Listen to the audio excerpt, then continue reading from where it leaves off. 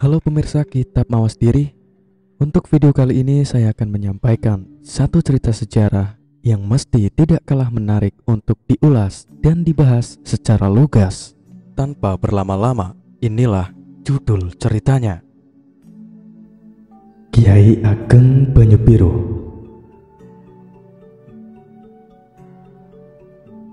Kiai Ageng Banyu-Biru lahir sekitar tahun 1472-an dan terlahir dengan nama Raden Kebo Kanigoro. Beliau adalah cucu dari Prabu Brawijaya V dari Permaisuri Putri Champa, Vietnam Tengah, yang mempunyai putri dan diberi nama Ratu Pembayun. Dan ayah beliau adalah Prabu Handayaningrat atau Sayyid Muhammad Kabung Suwan atau Kiai Ageng Sepuh, raja dari Pengging Pajang. Beliau juga dikenal dengan nama Kiai Ageng Purwoto Sidik. Dari pernikahan dengan Raden Ayu Kardina atau Nyai Gedung Melati, dikarunia putra yang pertama Endang Widuri atau Roros Karinonce atau Rara Tenggok atau Rara Sari Once. Yang kedua Kiai Ageng Gribik, Malang. Jika diambil dari garis keturunan ibu beliau adalah cucu dari Prabu Brawijaya V Bri Kertabumi dengan silsilah sebagai berikut. Yang pertama Prabu Brawijaya V Bri Kertabumi, kedua Ratu Pembayun, ketiga Kiai Ageng Banyu-Biru atau Kiai Kebo Kanigoro atau Kiai Ageng Purwoto Sidik. Jika diambil dari garis keturunan ayah beliau, masih keturunan dari Rasulullah Shallallahu Alaihi Wasallam. Kiai Ageng Banyu-Biru diperkirakan wafat di sekitar akhir tahun 1600-an Masehi dan dimakamkan di kawasan Desa Jatingarang, Kecamatan Weru, Kabupaten Sukoharjo. Untuk guru-guru Kiai Ageng Banyu-Biru, yang pertama Prabu Handayaningrat, kedua Prabu Brawijaya V Bri Kertabumi, ketiga Sunan Ampel, keempat Sunan Bonang, kelima Sunan Kalijaga, keenam Syekh Siti Jenar.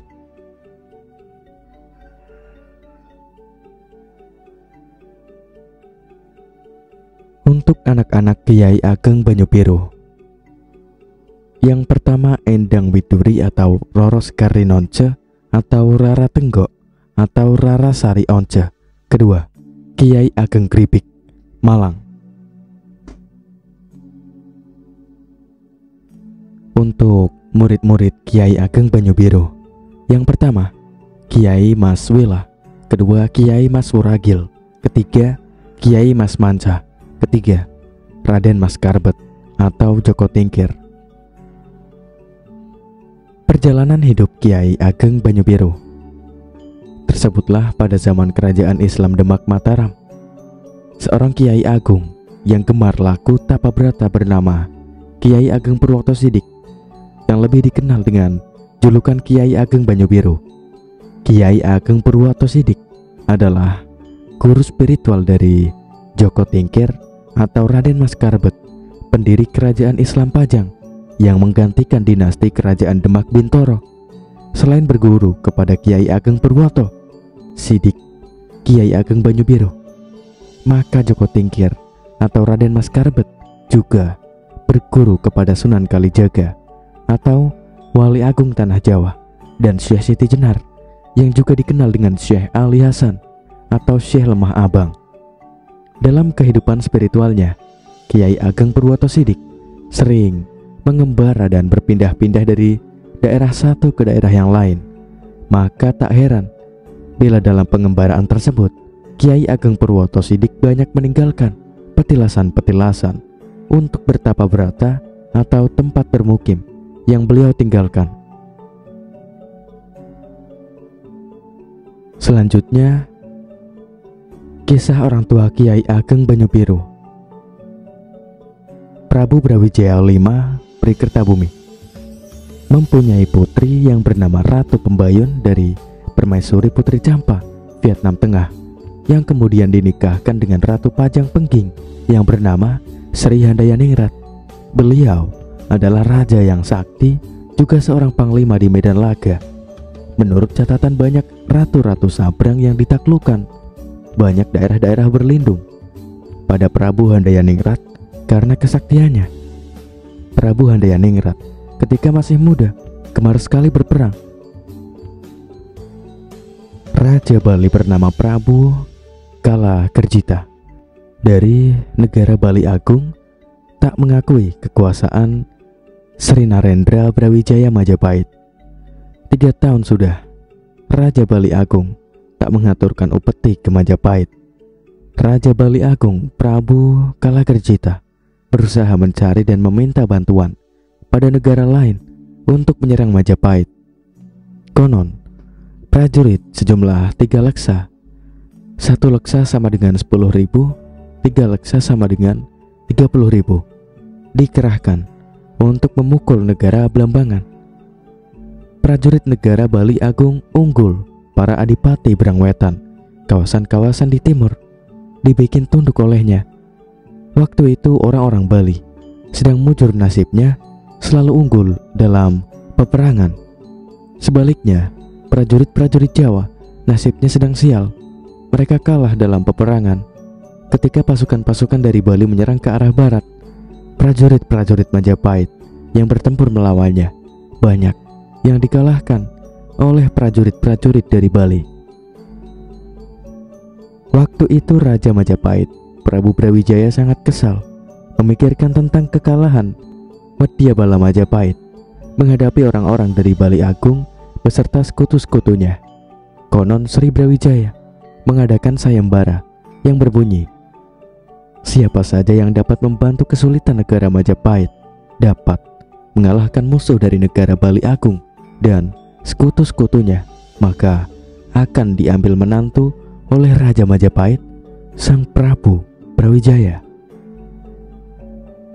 Dia akan dijodohkan dengan putri raja yang sulung. Konon sesudah sayembara diumumkan, banyak raja-raja yang berusaha membantu dalam berperang melawan Raja Bali Agung. Maksudnya tak lain mengharapkan dapat dijodohkan dengan putri Prabu Brawijaya yang sulung tadi. Kecantikan sang putri memang bagaikan Dewi Supraba.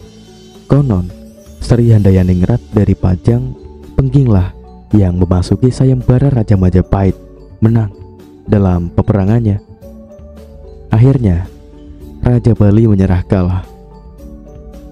Dilanjutkan pula, Sri Handayaningrat pergi ke timur untuk menaklukkan pula Sembawa atau Sumbawa, Pulau Pragoa atau Goa, Pulau Solebes atau Sulawesi, Pulau Ternate, Manila, Pulau Borneo, Kalimantan.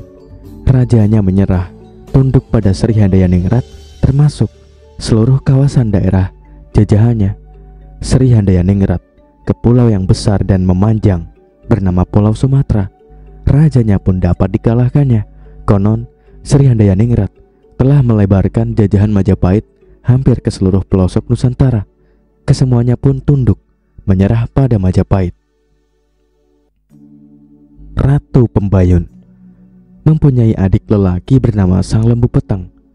Tampan rupawan, Sang Lembu Peteng tinggal sebagai adipati di Mandura atau lebih dikenal dengan nama Joko Tole, dan adik putri yang cantik jelita bernama Ratu Masrara yang sampai akhirnya di akhir hayatnya mengabdi di Pengging Pajang. Konon Raja Pajang Pengging Sri Handayaningrat wafat dan meninggalkan putra 2 orang lelaki yang sulung bernama Raden Kebu Kanigoro tahun 1472 Masehi dan yang bungsu bernama Raden Kebu Kenanga tahun 1473 Masehi. Atas kehendak kakeknya, kedua putra Sri Handayaningrat tidak diangkat menjadi ratu, namun Pengging Pajang yang semula bentuk kerajaan diubah kedudukannya menjadi sebuah kadipaten. Dibagi 2 untuk para putra Sri Handayaningrat, dinamakan Pengging Tua dan Pengging Muda. Kedua putra tadi selalu masih diasuh oleh ibundanya. Permaisuri Raja Handayaningrat.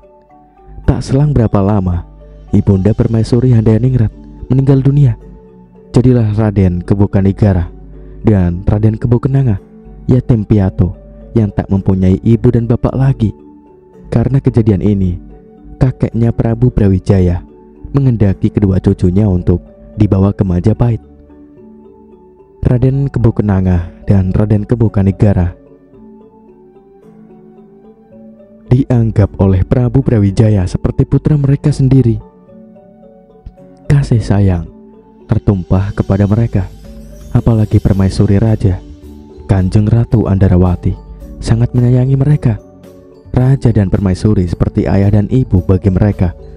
Kerajaan Pajang, Pengging, setelah diubah kedudukannya menjadi kabupaten, diserahkan kepada para kesatria dan para sentana Raja Handayaningrat. Diurus pula oleh para mantri yang bijaksana. Tak ubahnya bagaikan cara menata pemerintahan pada waktu Raja Handayaningrat dahulu. Pada waktu Prabu Brawijaya V lolos dari kerajaan Majapahit, Permaisuri Raja Ratu Andarawati tak menyertainya. Adapun Putri Andarawati sepeninggal Raja Brawijaya hijrah menuju Ampel Gading yang terkenal diasuh oleh Sunan Ampel, dan satu lagi cucunya, putra dari Sunan Ampel, bernama Sinuhun Benang atau Sunan Bonang. Keduanya sebagai penyebar agama Islam yang besar, sebagai penganut agama Islam yang tekun dan berwibawa, Raja Brawijaya dahulu sebelum meloloskan diri dari kerajaan Majapahit untuk muksa, meninggalkan pesan kepada Permaisuri Kanjeng Ratu Andarawati bahwasanya sepeninggal Prabu Brawijaya hendaknya Kanjeng Ratu Andarawati tetap berada di Majapahit. Ditugaskan kepada Kanjeng Ratu Andarawati untuk tetap menjaga putra, cucu dan sentana punggawa Majapahit. Ditekankan pula bahwasanya mereka diwajibkan memeluk agama Islam, agama suci dan luhur itu. Karena bagi Prabu Brawijaya tak ada bedanya Buddha dan agama Islam itu, sebab pada diri Prabu Brawijaya sebenarnya sudah Islam. Sang Prabu Brawijaya telah mengenal apa hakikat menyembah Tuhan yang Maha Esa tadi. Baginya tak akan ada kesulitan untuk menempuhnya, sebab beliau adalah seorang yang bijaksana, berbudi luhur, tahu apa yang dinamakan hakikat hukum, sangkan paran. Manusia berasal dari Tuhan, kembali pula akhirnya ke Tuhan yang Maha Kuasa. Selanjutnya, sang Permaisuri Ratu Andarawati tinggal di tempat Sunan Bonang atau disebut juga Prabu Anyakrakusuma. Tak ketinggalan Raden Kebokanegara dan Raden Kebokenanga turut serta mengikuti Eyangda Ratu Andarawati. Banyak pula cucu-cucu dari Permaisuri Ratu Andarawati yang turut di Bonang, sebab sesungguhnya mereka sangat menghormati kepada Ratu Andarawati, apalagi Jeng Susuhunan Benang Anyakrakusuma. Raden Kebokenanga dan adiknya Raden Kebokanegara masih saudara sepupu dengan Sunan Bonang. Tidak mustahil tali persaudaraan antara Sunan Bonang, Raden Kebokanegara dan Raden Kebokenanga sangat akrabnya. Selain itu, Adipati Mandura Lembu Peteng pun bermukim di Benang bersama-sama dengan saudara-saudaranya menuntut agama Islam. Selama di Benang, Adipati Mandura sangat mengasihi kepada kedua kemenakannya, Raden Kebokenanga dan Raden Kebokanegara, apalagi dengan Sunan Bonang, karena masih keponakan dengan Adipati Mandura Lembu Peteng, menantu Arya Baribin di Madura. Pesan lain Prabu Brawijaya kepada Ratu Andarawati bahwa sepeninggal raja hendaknya kerukunan tetap dibina antara terah Majapahit. Tidak mustahil jika antara keturunan-keturunan Majapahit terjalin keakraban yang mendalam sekali.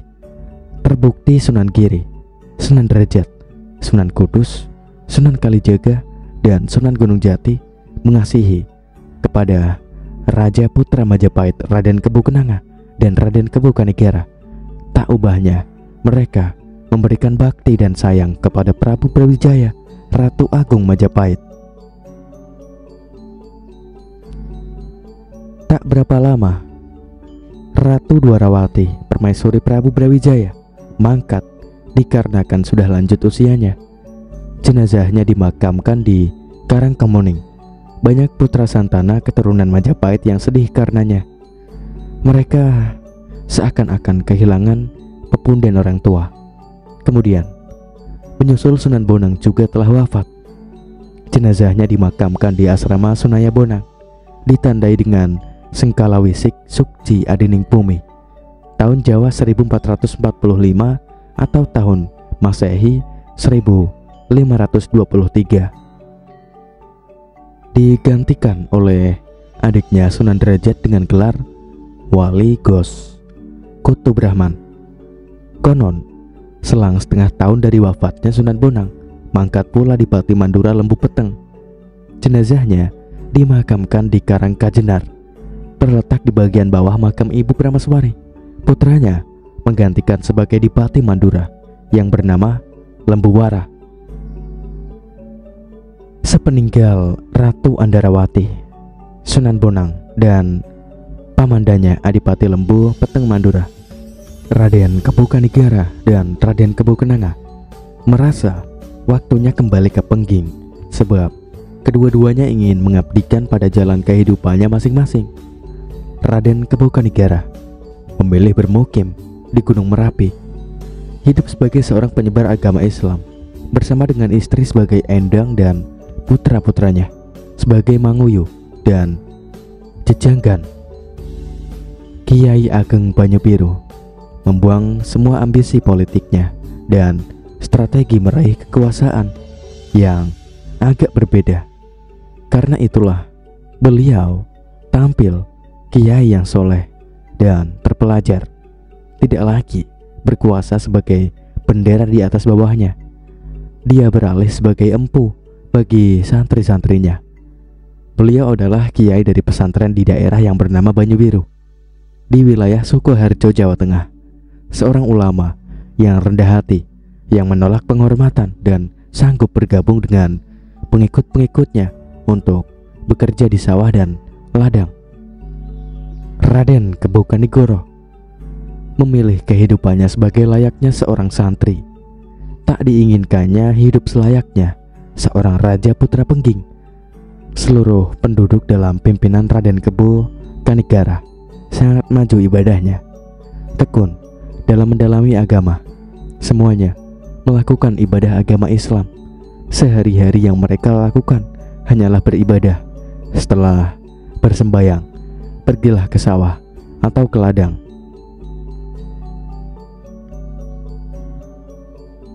Perjalanannya saat menuntut ilmu dari Syekh Siti Jenar.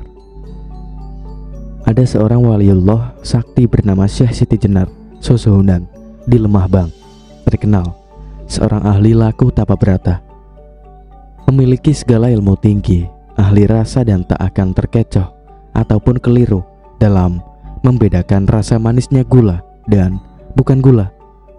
Seorang pertapa yang memiliki ilmu yang sempurna dalam penghayatan kepada Tuhan Yang Maha Esa.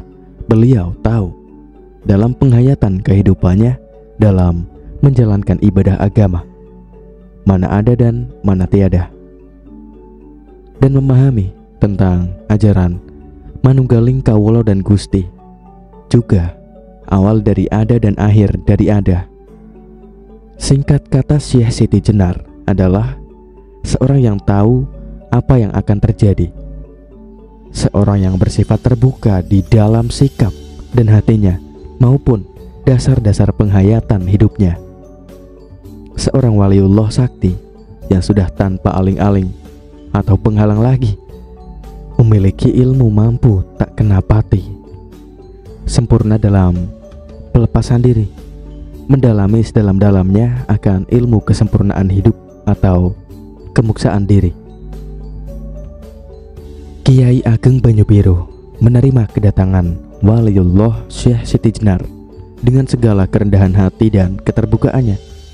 Lama Syekh Siti Jenar bermukim di Pengging, Kiai Ageng Banyu-Biru berguru kepada waliullah tadi segala ilmu yang dimiliki oleh Waliullah Syekh Siti Jenar diberikan pada Kiai Ageng Pengging.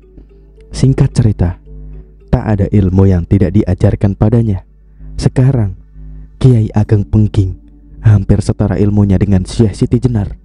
Beliau adalah muridnya kesayangan dan terkasih. Setelah menetap lama di Pengging, pulanglah Syekh Siti Jenar ke tempat tinggalnya, kembali ke daerah Lemah Abang atau Siti Jenar. Konon, selain Kiai Ageng Banyu-Biru, sahabat-sahabat beliau sejumlah 40 orang turut berguru pada Waliullah Syekh Siti Jenar. Ketika Syekh Siti Jenar kembali ke padepokannya, Kiai Ageng Banyu-Biru turut mengantarkannya beserta ke-40 sahabat-sahabatnya. Kiai Ageng Pengging dan ke-40 sahabat-sahabatnya menetap di kediaman Syekh Siti Jenar lumayan lama sambil mempelajari dan memperdalam beragam ilmu, aneka permasalahan kehidupan yang selalu dibahas dengan Syekh Siti Jenar. Sampai akhirnya dirasa cukup, beliau menuntut ilmu kepada Syekh Siti Jenar. Kiai Ageng Banyu-Biru mohon pamit bersama-sama ke-40 sahabatnya. Setelah dirasa cukup, akhirnya Raden Kebo Kanigoro memutuskan melakukan perjalanan menyebarkan dakwah agama Islam beserta istri dan anaknya tanpa diikuti satu orang kawula dari Pengging. Setelah sekitar 7 tahun Kiai Ageng Purwoto Sidik mengembara, beliau kemudian hijrah ke Rejosari, Semin Gunung Kidul. Di tempat itu, beliau hidup di tengah hutan Kaligoyang. Setelah beliau hidup di tengah hutan Kaligoyang cukup lama, lalu beliau meneruskan pengembaraan sampai di Jatingarang, Sukoharjo, dulu bernama hutan Wonogung. Di tempat baru ini, Kiai Ageng Purwoto Sidik melakukan tapakungkum di sendang setempat. Konon, karena pancaran dari energi spiritual Kiai Ageng Purwoto Sidik, maka air sendang Wonogung mendadak berubah berwarna biru. Hingga sendang itu pun seiring berjalannya waktu kemudian dinamakan Sendang Banyu-Biru. Berdasarkan peristiwa ini pula, Kiai Ageng Purwoto Sidik diberi julukan Kiai Ageng Banyu-Biru. Pada era selanjutnya, julukan Kiai Ageng Banyu-Biru digunakan pula oleh murid-murid dan orang-orang sesudah beliau yang memang cinta pada sosok ketokohan beliau. Perlu diketahui bahwa Dusun Banyu-Biru berada di selatan kota Solo, Jawa Tengah, yang disebut-sebut sebagai tempat Joko Tingkir, Sultan Kerajaan Pajang, berguru menimba ilmu. Setelah Joko Tingkir berguru kepada Kiai Ageng Banyu-Biru, beliau kemudian melakukan perjalanan ke Gunung Majasto, selanjutnya ke Pajang. Jalur geteknya menjadi dasar penamaan dusun-dusun di wilayah itu, yakni Watu Kelir, Toh Saji, Pengkol, Kedung Apon, dan Kedung Srengenge. Selain Sendang Banyu-Biru, ada 8 sendang sebagai petilasan Kiai Ageng Purwoto Sidik. Kiai Ageng Banyu-Biru yakni Sendang Margomulyo, Sendang Krapyak, Sendang Margojati, Sendang Bendo, Sendang Gupak Warak, Sendang Danumulyo, Sendang Siluwi, dan Sendang Sepanjang.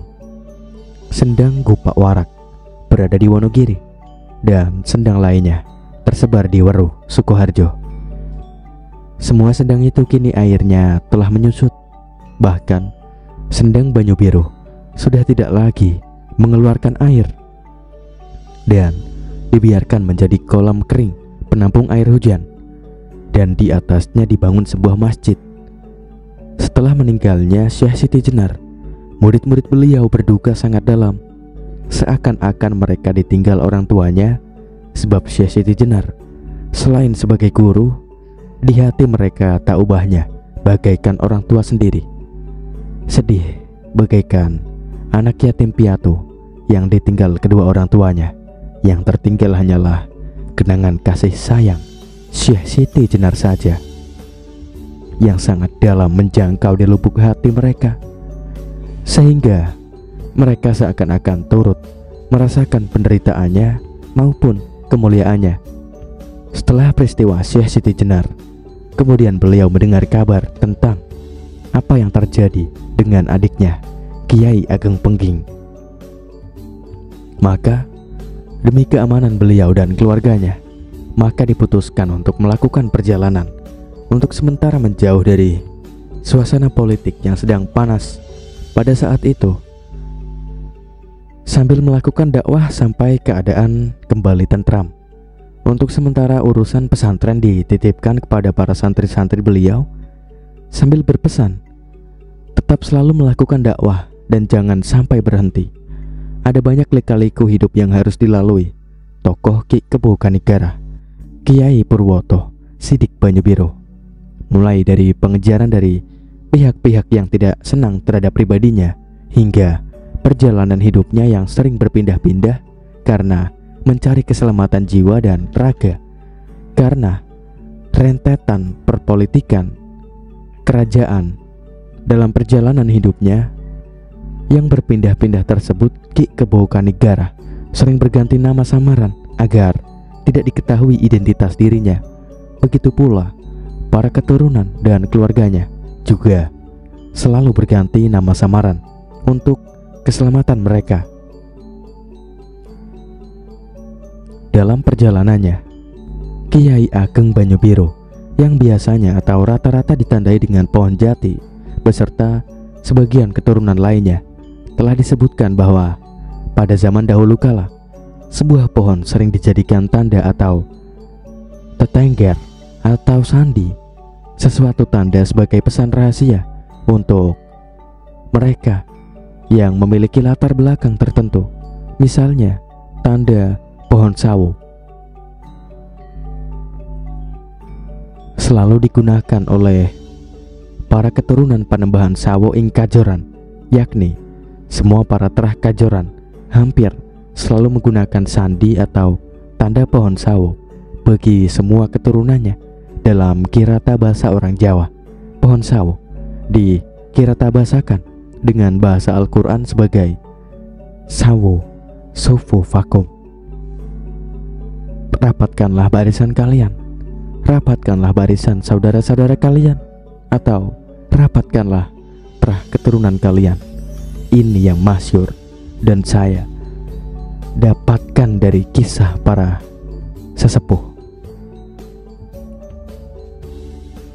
Sebagaimana telah disebutkan bahwa sebuah pohon merupakan salah satu tanda atau tetengger atau sandi, sesuatu tanda sebagai pesan rahasia yang banyak digunakan oleh sesepuh atau tokoh masa lalu.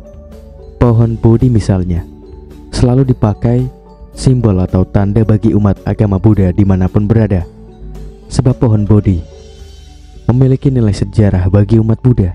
Konon Sang Buddha Gautama mendapat pencerahan sempurna saat melakukan semedi di bawah pohon Bodhi.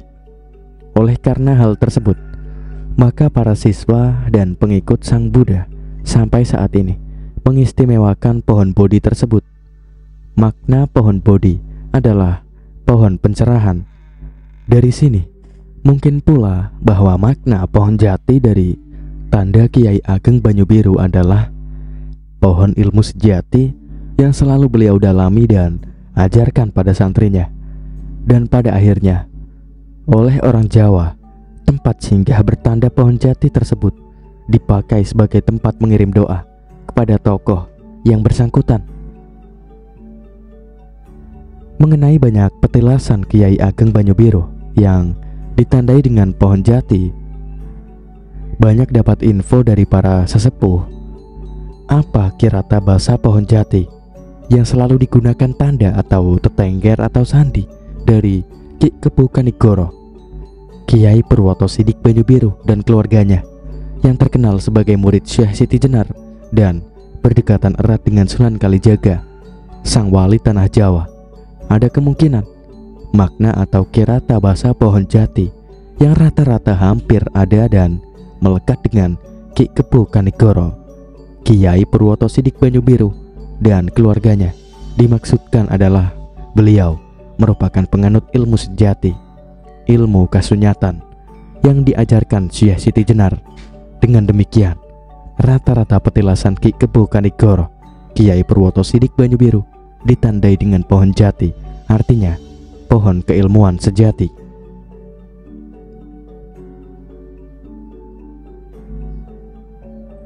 Petilasan Kiai Ageng Banyu Biru Nyai Gadung Melati Rara Sekar Rinonce yang berada di sebelah timur sebagian utara pom bensin di daerah Kecamatan Kanigoro, Kabupaten Blitar, yang sejak zaman dahulu ditandai dengan pohon jati yang besar.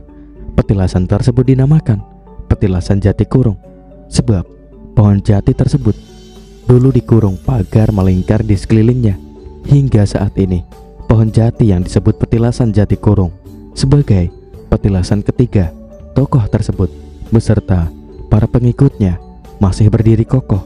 Konon, di tempat inilah Kiai Ageng Banyu Biru beserta keluarga dan para pengikutnya sempat membuat rumah joglo dan menjadi semacam pusat pemerintahan setingkat kadipaten atau kecamatan atau pemerintahan lebih kecil lainnya, hingga akhirnya beliaulah yang merupakan cikal bakal Kecamatan Kanigoro, Blitar.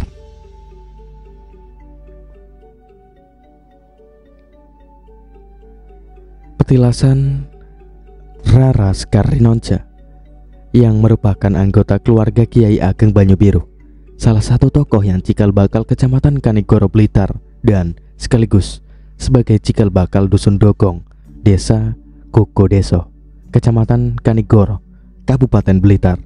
Dulu juga berupa tanda pohon jati yang besar. Namun pohon jati tersebut telah mati dan tinggal tonggaknya saja. Kemudian para warga Dusun Dogong membuat monumen sederhana kepada tokoh cikal bakal tersebut. Sumber dari Ustadz Ahmad Kuli Syai'in, ulama setempat, menyatakan, "Dhisik pase cikal bakal Dusun Dogong iku ana wit jatine Mas. Terus kaya mati lan ditandani bangunan saiki kae." Dulu tepat di cikal bakal tersebut ada pohon jatinya Mas, lalu mati dan ditandai bangunan atau monumen tersebut. Hal tersebut juga dibenarkan oleh Ustadz Kholik Mawardi bahwa dulu ada pohon jatinya. Petilasan ini berada dalam areal makam umum Desa Kokodeso dan berdekatan dengan sumber atau belik yang berada di sebelah timurnya.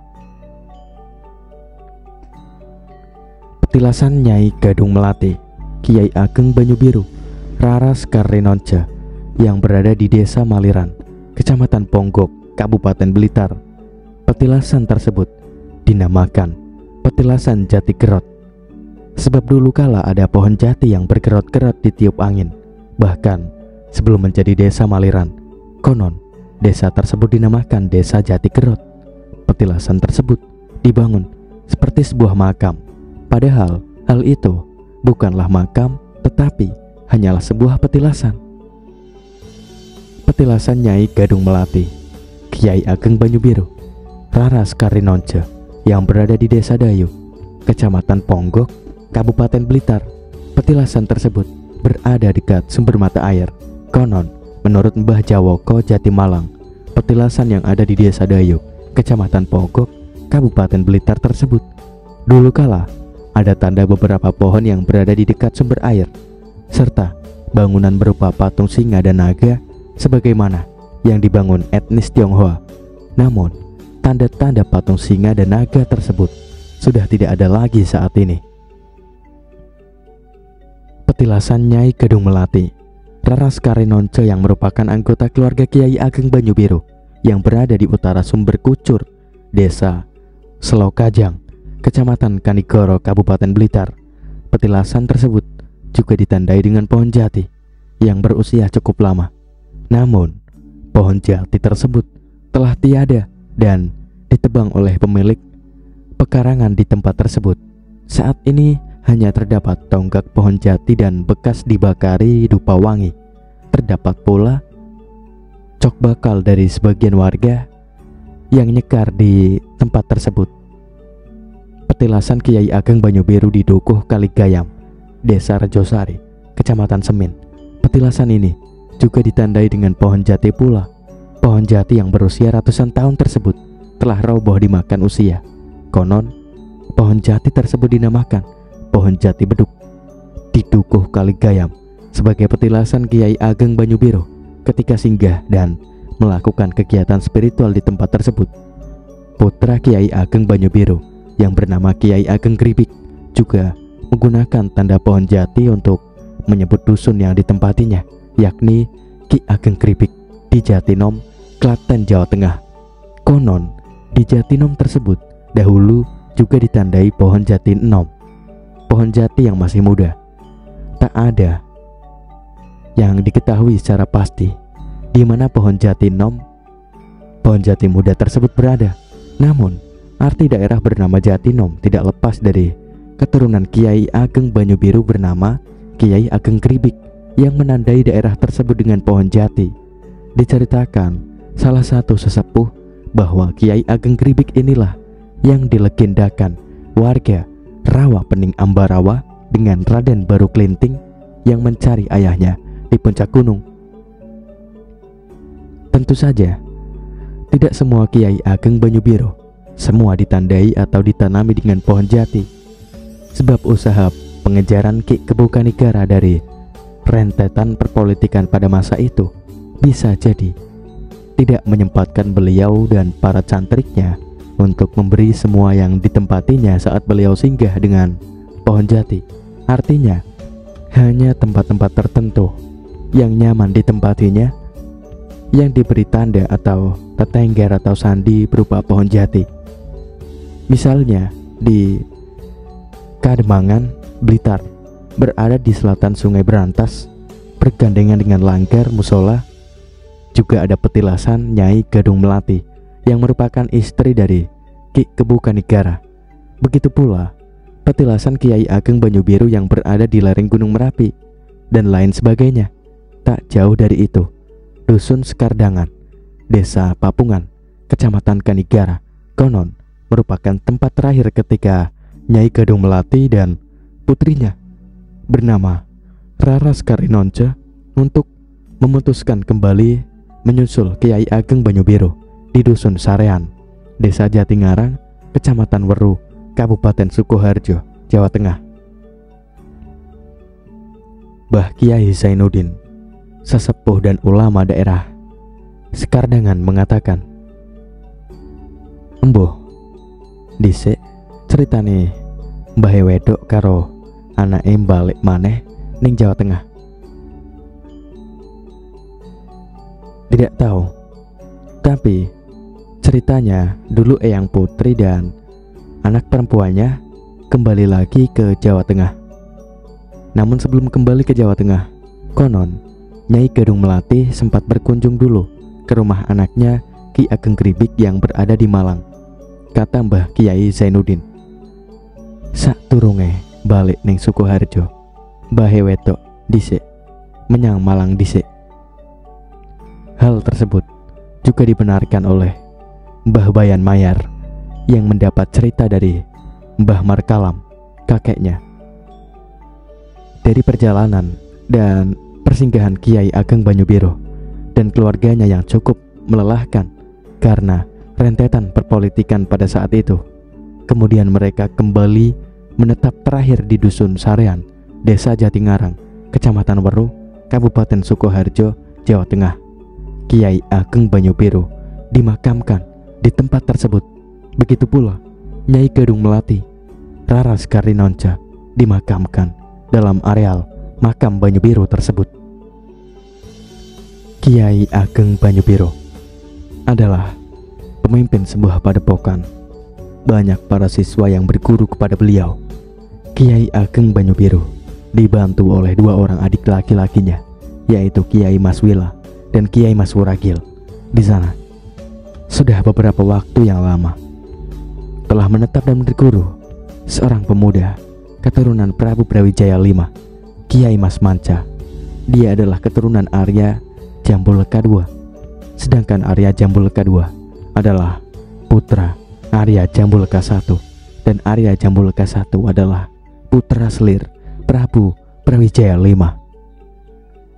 Kiai Ageng Banyu-Biru yang waskita firasat batinnya pagi itu memerintahkan para siswa untuk membersihkan padepokan.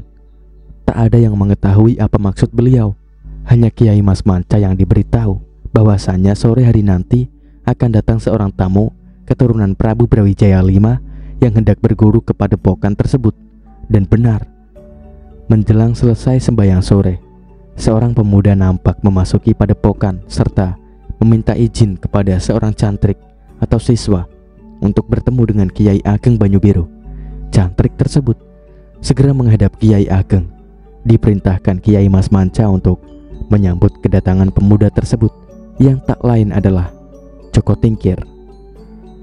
Joko Tingkir terkejut mendapati kedatangannya disambut sedemikian rupa oleh Kiai Ageng. Rupanya beliau sudah tahu bahwa pada sore hari itu akan kedatangannya. Di depan Kiai Ageng, Joko Tingkir menceritakan apa sebabnya hingga dirinya sampai ke padepokan Banyu-Biru. Berhari-hari Joko Tingkir berusaha mencari letak padepokan tersebut, dan pada akhirnya berkat petunjuknya akhirnya sampai juga dan bisa bertemu langsung dengan Kiai Ageng Banyu-Biru. Kiai Ageng Banyu-Biru memperkenalkan Kiai Mas Manca kepada Joko Tingkir. Kedua pemuda keturunan Majapahit itu saling berpelukan bahagia. Bahkan Kiai Mas Manca sedemikian bahagianya sampai-sampai menitikkan air mata. Kiai Ageng Banyu-Biru memerintahkan Joko Tingkir tinggal di padepokan untuk sementara waktu. Dengan ditemani Kiai Mas Manca, Joko Tingkir mempelajari berbagai macam ilmu dari Kiai Ageng Banyu-Biru. Kini Joko Tingkir lebih mendalami ilmu kesempurnaan. Beliau benar-benar mendalami ilmu tinggi tersebut. Berbulan-bulan Joko Tingkir digembleng dengan tapa berata dan semedi. Kecerdasan dan kesungguhan Joko Tingkir membuat Kiai Ageng sangat menyayanginya. Berbagai lontar-lontar rahasia dengan mudah dikuasainya. Hanya dalam beberapa bulan, kemajuan spiritual Joko Tingkir sudah sedemikian pesatnya. Joko Tingkir yang dulu lebih mumpuni dalam olah kanuragan, kini kesadaran spiritualnya benar-benar terasa tajam. Berkat bimbingan Kiai Ageng Banyu-Biru, Kiai Ageng Banyu-Biru bangga melihat perkembangan Joko Tingkir. Ketika sudah dirasa cukup, Kiai Ageng Banyu-Biru memerintahkan Joko Tingkir untuk turun dari padepokan. Konon dari Kiai Ageng Banyu-Biru, Joko Tingkir mendapatkan aji lembu sekilan, yaitu sebuah ilmu kesaktian yang langka yang berguna untuk melindungi tubuh dari berbagai serangan dalam batas satu jengkal jari. Satu jengkal jari dalam bahasa Jawa adalah sekilan. Kiai Ageng Banyu-Biru pun memerintahkan Kiai Mas Manca, Kiai Mas Mila, dan Kiai Mas Buragil untuk menemani Jaka Tingkir. Sebelum meninggalkan padepokan, Kiai Ageng memberikan sebuah rencana jitu kepada Joko Tingkir agar dapat kembali diterima oleh Sultan Trenggana. Pada setiap musim penghujan, Sultan Trenggana pasti meninggalkan ibu kota Demak dan berdiam diri di Pegunungan Prawata. Banjir seringkali melanda ibu kota Demak, dan tidak banyak yang tahu bahwasanya Sultan kerap kali berdiam diri di Pegunungan Prawata tiap kali musim banjir tiba. Hanya para pasukan pengawal Sultan saja yang mengetahuinya.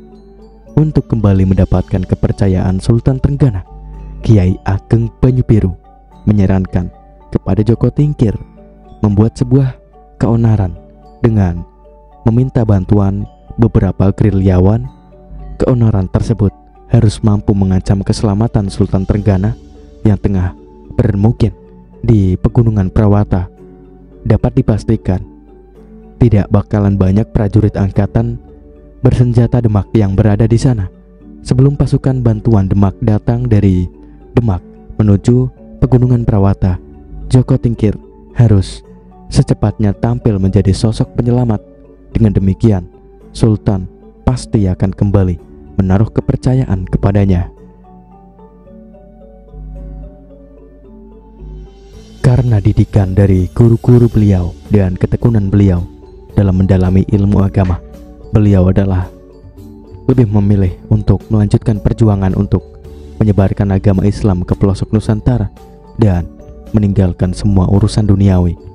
Beliau dengan sabar dan istiqomah melakukan perjalanan untuk menyebarkan dakwah yang dibantu istri dan anak-anaknya yang juga menjadi muridnya. Berdasarkan ajaran dari guru-guru beliau, mengajarkan agama Islam tanpa menggunakan paksaan.